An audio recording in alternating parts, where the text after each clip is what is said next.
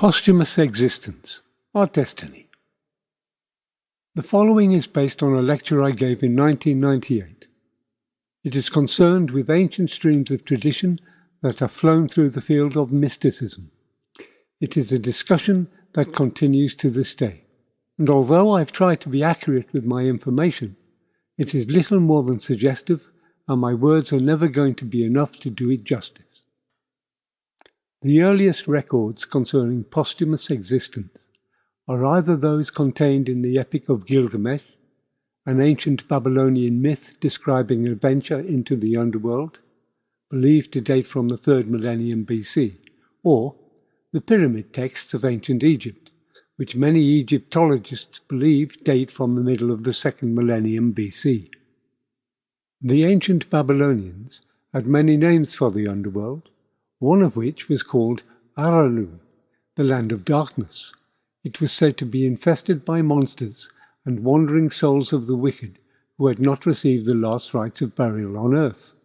Aralu was believed to be a well-organized kingdom ruled by its queen Ereshkigal and her consort Nagal, who ruled from Ganzia, the city of the dead. Ganzia was understood to be surrounded by 7 walls, each protected by guards, and justice was administered by judges known as the Anunnaki. According to the surviving texts of ancient Egypt, the Tuat was the destiny for all the deceased. Wallace Budge, in his book Egyptian Heaven and Hell, states that the exact meaning of the word Tuat is unknown, although it is obvious that it refers at least in part to the place of departed spirits in general, possessing characteristics similar to the Greek Hades and the Hebrew Sheol. It is an unseen place which, much like the Babylonian Arulu, contains abysmal depth of darkness, wherein the damned, i.e. the enemies of Osiris and Ra, were consumed. Certain parts of it were the homes of monsters in various shapes and sizes. The Tuat was understood to be roughly circular in form, a dark, gloomy place of fear and horror, through which flowed a river upon which the boat of Ra passed every night. The only way that the deceased might overcome the power and forces of the Tuat was through the knowledge and use of the magical names of the gods that ruled the different regions therein. For this reason it was considered absolutely necessary to have a guide to the Tuat. Thus, for the worshippers of Amen-Ra, the Book of Am-Tuat was indispensable, whilst for the worshippers of Osiris, the Book of Gates was equally essential. The Tuat was divided into 12 regions, through which the sun god, Ra, passed in his boat each night. It was understood that it was possible for the faithful to join Ra on his boat. Bud states, and I quote, "It became the object of every man to obtain permission to travel in the boat of Ra through the Tuat, for those who were the followers of Osiris could disembark when it had arrived at his kingdom, and those who wished to remain with Ra forever could remain in it with him." End quote. If the Tuat expressed a posthumous state which expressed the fears and anxieties of Egyptian civilization, then the Sekhet Hetepet gave expression to their hopes and aspirations. Otherwise known as the Elysian Fields, the Sekhet Hetepet was believed to be the kingdom of Osiris. Rectangular in shape, and according to Budge, consisting of some 14 or 15 regions called Ahats, it represented the land of the blessed, as opposed to the Tuat, the land of the damned.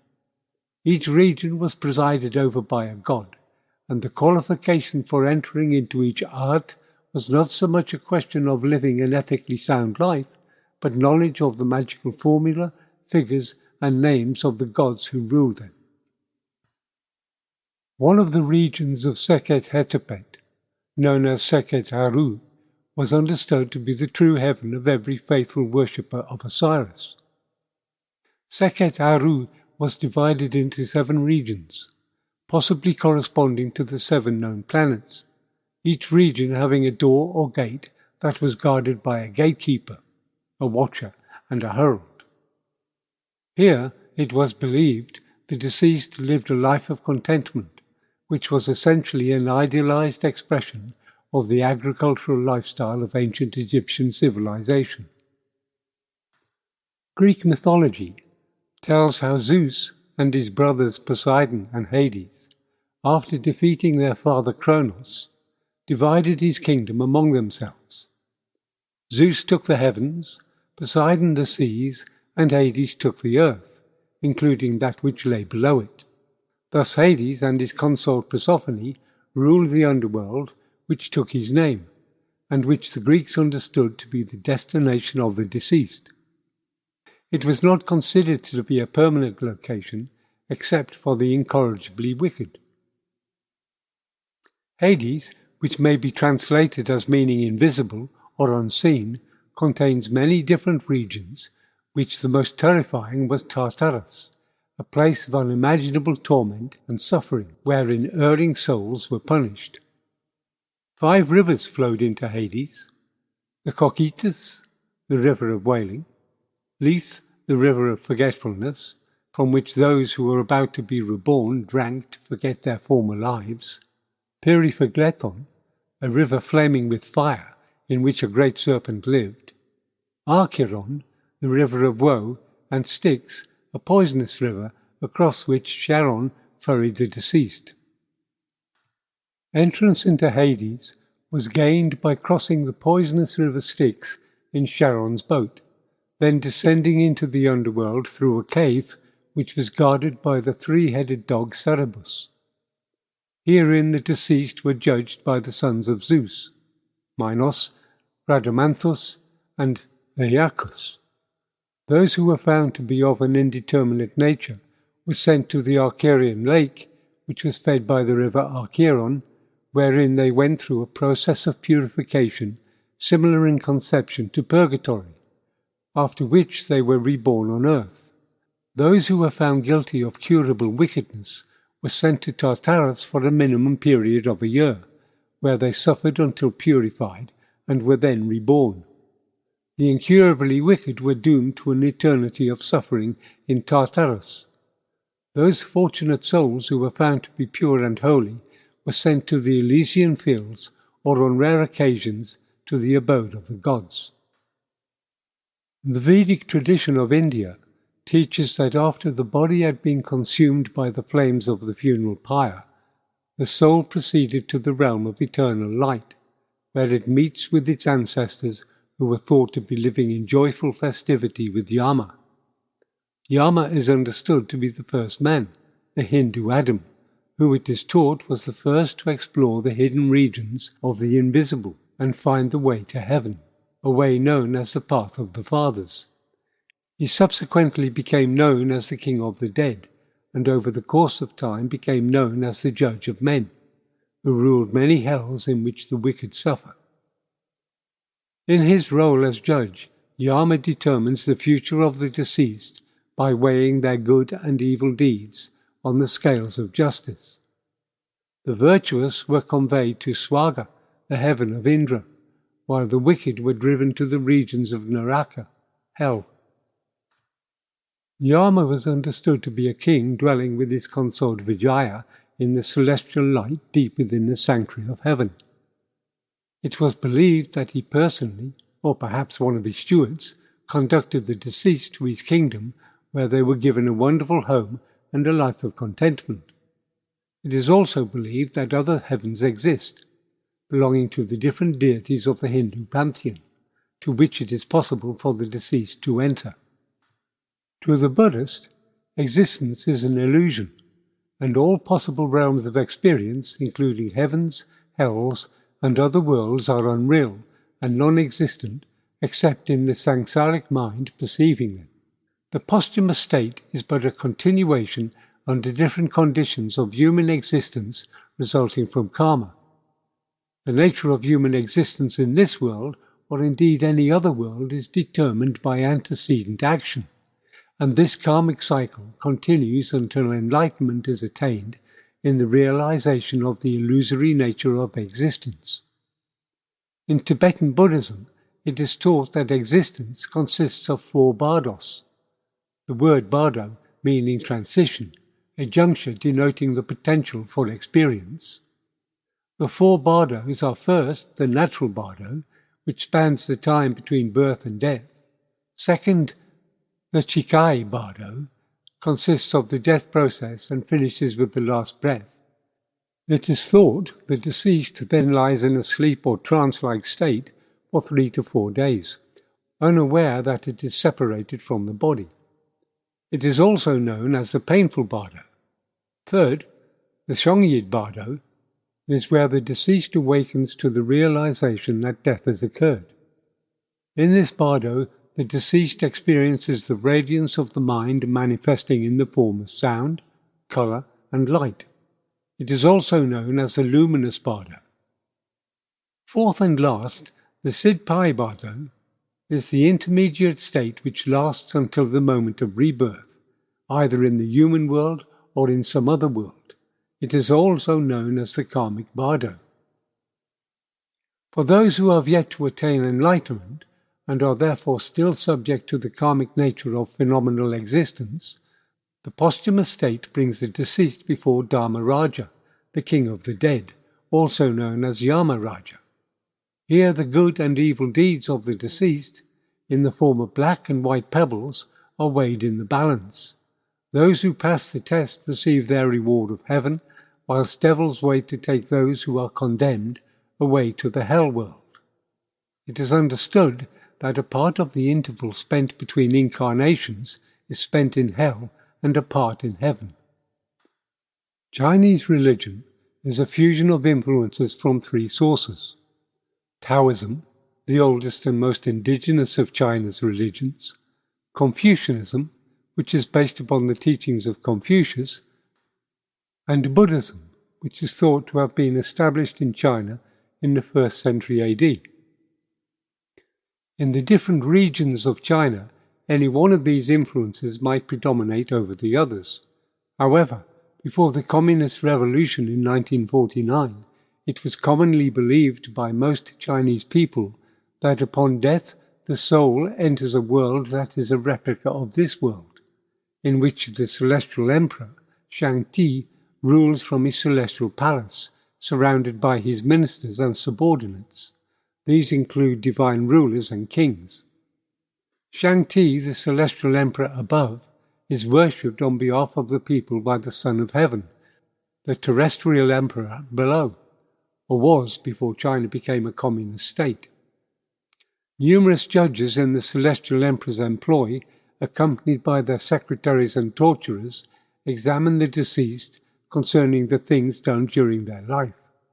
If found guilty, the sinful soul is transported to the hell of Yama, where, after undergoing suitable punishment, it comes forth to enter that shape for which its previous existence on this earth has fitted it.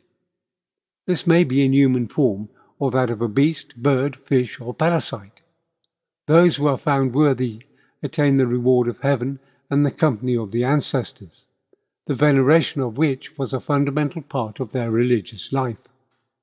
Early Semitic culture, out of which emerged Judaism, thought of creation as a 3-tiered structure, consisting of an upper realm of the gods, otherwise known as heaven, and a lower realm, or netherworld, consisting of a subterranean cave called Sheol, which held the deceased. Between these 2 extremes lay the world of humanity. The netherworld was ruled by a god called Mot, who ruled over a host of infernal deities as well as the deceased of humanity. The early Semites believed that after death the deceased met with and joined their ancestors. Consequently, ancestor worship was widely practiced. It was believed that those who had lived a blameless life were located in the higher, cleaner, and lighter regions of the netherworld, whilst those who had lived a life of wickedness found themselves in the lower, filthy, darker regions, where existence was very unpleasant. It was accepted that the deceased retained consciousness, memory, personality, and even had knowledge of what was happening in this world. With the emergence of Judaism and its particular form of monotheism, ancestor worship and necromancy were condemned and banned. The teaching that the dead had no existence was enforced by the religious establishment, and many biblical references, along with numerous commentaries, support this. The Old Testament condemns necromancy and any attempt to communicate with the dead. In fact, all contact with the spirit world is expressly forbidden, irrespective of the nature of the spirits concerned. Thus, in early Judaism, Sheol, which literally means the grave or pit, was believed to be the ultimate destination of the deceased for both good and evil alike, and was viewed as an accursed realm of eternal darkness. However, over the course of time, this belief evolved from simply being a depository of the dead to being a more complex place, not unlike the Greek Hades, wherein the deceased are received and justice is meted out. The central teaching of justice in ancient Judaism is found in the Torah, and is specifically outlined in the book of Deuteronomy, which consists of rewards and punishments for fulfilling, or as the case may be, not fulfilling the covenant that Israel made with God. Most Orthodox Jews believe that for those who comply with the law shall be redeemed from Sheol, and for the wicked there will be eternal punishment in Gehenna, which is a place that equates with Tartarus, the hell of the Greeks. It is a place of burning fires, torment, and shame. Redemption or damnation is said to come at the end of time, at the final judgment, when all of the dead shall be raised and assessed by God. The followers of Islam, especially in some schools, believe that immediately after death, the deceased are confronted by two angels called Munkar and Nakir, who interrogate the deceased about who they worshipped in life. If the answer is Allah and his Prophet Muhammad, they will then be allowed to rest or sleep until the day of resurrection and final judgment. However, it is taught that those who have rejected God and his Prophet will immediately be punished by the angels. On the day of resurrection, all humanity will then be raised from the grave, and each soul will have its vices and virtues weighed in the scales. Those whose virtues outweigh their vices will pass into the garden of paradise, where they will remain in comfort and happiness forever. Those whose vices outweigh their virtues will fall into hell. After a while, any who have any faith at all will be taken out of hell into paradise. Those who have none will remain in hell forever, burning in a black fire. It is said that there are 4 gardens in paradise, 2 of which contain all things made of silver, and 2 in which all things are made of gold. It is further taught that there are 100 stages of paradise, one over the other, each one more beautiful than the preceding one. The topmost is called Firdaus, from which flows 4 canals, one of milk, one of honey, one of wine, and one of water. Above this is the divine throne, Arish. The Christian vision of the posthumous state consists of heaven, purgatory, limbo, and hell.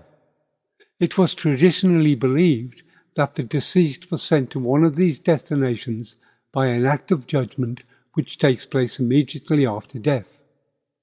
Admission into heaven demands firstly that the soul has been purified of the sin of Adam, by which we mean original sin, through baptism, and secondly, that the soul has no debt to pay to the justice of God. For those souls who have lived a varied, yet basically honest life, a period in purgatory is inevitable. Therein they suffer temporary punishment, sufficient to expiate their sins, after which they are received into heaven. The traditional Christian understanding of heaven was initially a return to the Garden of Eden and the presence of God, a return to that immortal, pristine spiritual condition where suffering and ignorance cease to exist. However, Irenaeus, who was the Bishop of Lyon in the latter half of the 2nd century, perceived heaven as being a glorified material world, where the righteous enjoy life free from suffering and in ideal conditions. This includes all of the sensual delights enjoyed upon earth. St. Augustine, who in his mid-30s converted from Manichaeism to Orthodox Christianity, initially explored and developed his perception of heaven from a Neoplatonic perspective. He conceived heaven as a purely spiritual domain, wherein the soul partook of the good and the beautiful, and communed with God in what is described as the beatific vision. However, in his later years, he seemed to favour the more common notion of the Isles of the Blessed, derived from the Greeks. Thus the loving reunion of families and friends in the presence of God became for St. Augustine the ideal of happiness. His philosophy was to have a major influence upon the developing theology of the Christian Church during the centuries that followed. In medieval Europe, the perception of heaven as the restored Garden of Eden evolved to include the New Jerusalem, as depicted in the Book of Revelation. This urbanized concept of heaven existed in a fabulous garden landscape, wherein the righteous intermingled with angels, and in many ways reflected the growth of towns and cities throughout medieval Europe. Hell is the place of eternal damnation, set aside for those who by their sins have revolted against God. Such beings include those angels who defied the will of God, and such human souls that have died in a state of final impenitence. Limbo is a place where the souls of the deceased unbaptized infants await the final resurrection. It also had a special region where the deceased souls of just pre-Christian men and women awaited the coming of the Christ. It is now thought to be unoccupied. Thus we can see what happens to us after we die has been the subject of intense speculation throughout the course of human existence. This is hardly surprising, because from the moment we are born, death is mysterious, inevitable, and unavoidable. Given the diversity of cultural perceptions that exist concerning the afterlife, and we have only looked at a few, it is interesting to note just how many features they all share in common.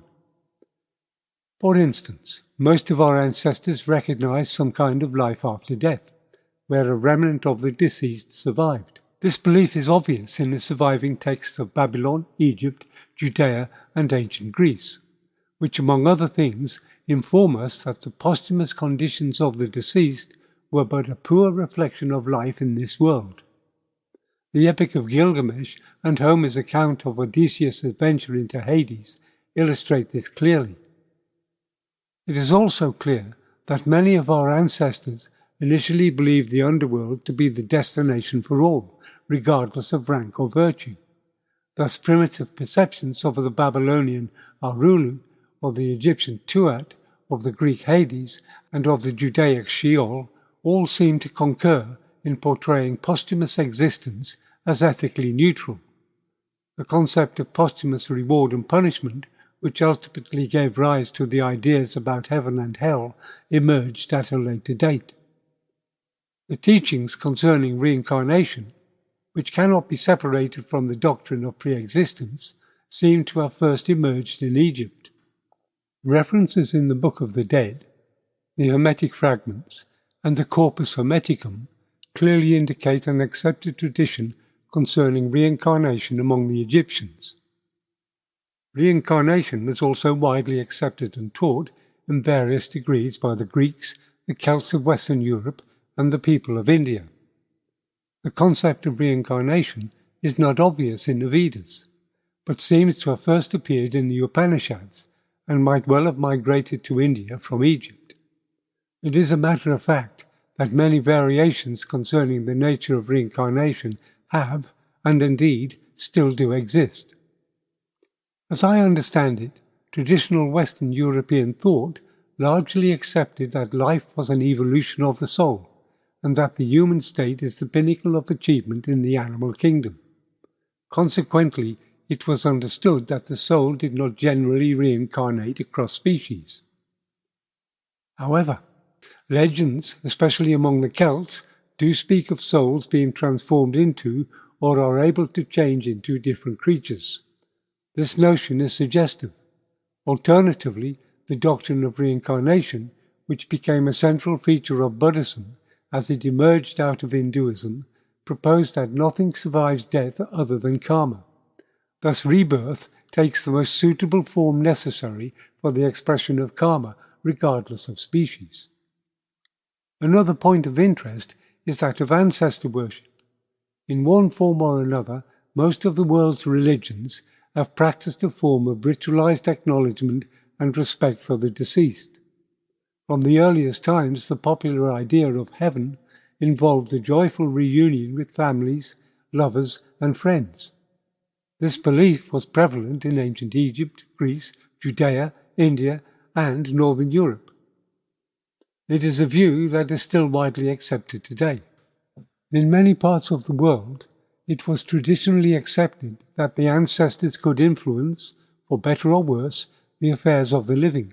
Consequently, it was important to attend to deceased relatives and loved ones, not only from the point of love and respect, but also to make sure that they remained on friendly terms, because if neglected or angered, they could inflict upon the living terrible calamities, such as disease, crop failure, and insanity. Such beliefs are still current in many parts of the world today, remnants of which are to be found in the religious practices of Christianity, such as Remembrance Sunday or the commemoration of the dead, which is a fundamental part of the Eucharistic service. Another interesting feature is the similarity of the observations made by visitors to the underworld, such as Gilgamesh, Odysseus, Aeneas, and Orpheus, some of whom describe the deceased as a shade, a vague replica of that which once lived, a phantom without ability or potential for future development, living on past memories and emotions, incapable of initiating any new action. It is easy to understand how anyone encountering such apparitions might believe such creatures to be the deceased, but they would be mistaken, for these shades and shells are nothing more than the astral counterparts of the body, which the soul vacates in due course, just as it vacates the physical body. Thus it is said, "Stoop not down unto the darkly splendid world, wherein continually lieth a faithless depth, and Hades, wrapped in clouds, delighting in unintelligible images, precipitous, winding, a black ever-rolling abyss, ever espousing a body unluminous, formless and void." The Chaldean Oracles. In other words, the realm of the shade is not, as many might suppose, the final destination of the deceased. The human form is not just a simple vehicle, but a sophisticated system consisting of many subtle parts, some of which can only be described as bodies. In Christian terms, this form consists of a body and an immortal soul, which inhabits the body. In Kabbalistic terms, it consists of the Guf, the Nefesh, the Ruach, and the Neshama. In ancient Egyptian terms, the division was even more complex, consisting of many components: the Ka, the Ba, the Ab, the Kebut, the Ku, the Shechem, the Ren, and the Sahu. In early Greek terms, it consisted of the material body, the eidolon or shade, the argoides, and the astroides. In more recent times, it has been defined as consisting of the physical body, the ethereal body, the mental body, and the spiritual body. Whatever the nature of the division, it is evident that different cultures throughout history have been unanimous in their recognition that the immortal element of our being inhabits a form that consists of different, even independent levels of expression. A bit like a Russian doll, really.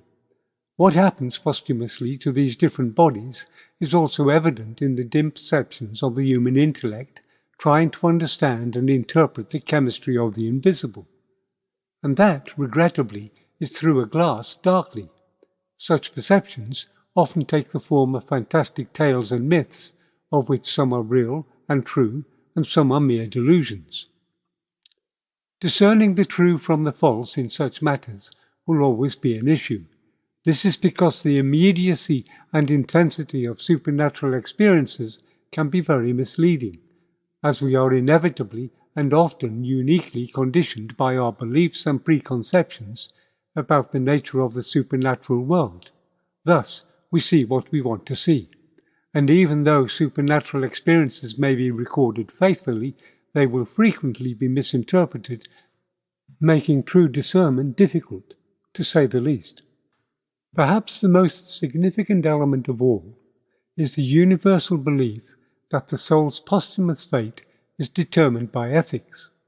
Without exception, every civilization has at some point in its evolution accepted that the principle of cause and effect applies not only in life but also determines its eventual outcome. Consequently, every religion has in one way or another demanded that its followers behave in an ethically controlled manner, as the nature of their posthumous state depends upon it. That death is a natural extension of life cannot be disputed. Yet curiously, many people dread the very thought of dying. Perhaps their dread of death is an irrational fear of the unknown, but is it not also the case that what people truly fear is not so much uncertainty, but the consequences of their own actions in relation to values inherited or adopted during their life? That they fear, often unconsciously, phantasmagoric distortions, nurtured in superstitions, misconceptions, and impossible inventions of the multimedia, which in short means that the terrors of death, constructed by the imagination in the here and now, are carried into the afterlife, where they torment the soul until it realizes its own folly. With the emergence and development of ethical systems based upon divine inspiration, humanity began a slow process of understanding how the control of appetite and related behavior determines the quality of life, not only here and now, but also, and more importantly, posthumously. If this be true, then the culmination of a life based upon values that enhance not only our own lives, but the lives of others, brings with it peace of mind, a peace of mind that also extends beyond the grave. In short, conscience becomes the determining factor of posthumous destiny. Now, conscience is said to be the judgment of reason in relation to ethics, and a true conscience is that which acts in conformity with the ultimate ethical system, the law of God, manifest in natural law, which must necessarily be the basis of ethics in all spiritual dynamic systems. Viewed in this context, human conduct is either rational or irrational. Thus, rational conduct is that which acts in accordance with the rule of duty as determined by the law of God, and irrational conduct is that which reacts according to the prevailing influences and demands of our desires and passions, our instinctive nature.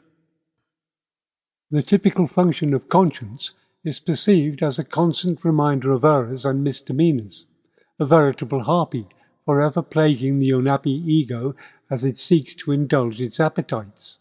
However, there is another side to conscience, a side which few people are privy to, and that is in its role as a spiritual guide, a holy guardian angel.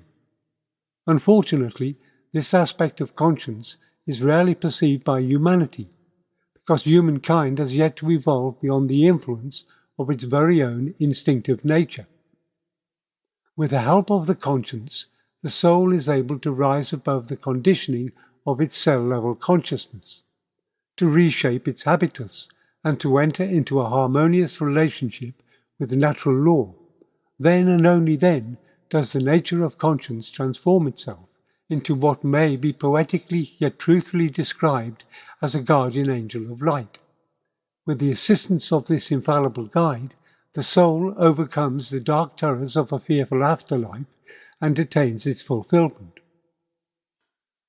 It seems to me that over the course of the ages, our awareness of the posthumous state has developed from the primitive conception of a gloomy pit into a transcendental reflection of life in this world, grown sufficiently to encompass a perception of that world based upon principles of justice established in natural or divine law, evolved the understanding that there are many different levels of worlds in the invisible. Recognize these worlds to be a fundamental part of the fabric of our own being, an illusion if you wish, but a reality too. That humanity has evolved its understanding thus far demonstrates that the afterlife is neither static nor absolute, but evolving, which suggests our hopes for ultimate fulfillment are justified, and that is no bad thing. I thank you.